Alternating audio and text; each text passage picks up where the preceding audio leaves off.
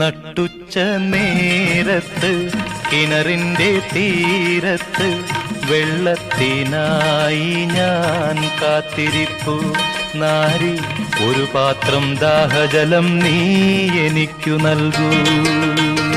അയ്യയ്യോ നീയൊരു യൂതൻ, ഞാൻ ഇന്നൊരു ശമരായത്തി, ഞാൻ കോരിയ വെള്ളം തൊട്ടാൽ തീണ്ടലില്ലേ, ഞാൻ കോരിയ വെള്ളം തൊട്ടാൽ തീണ്ടലില്ലേ.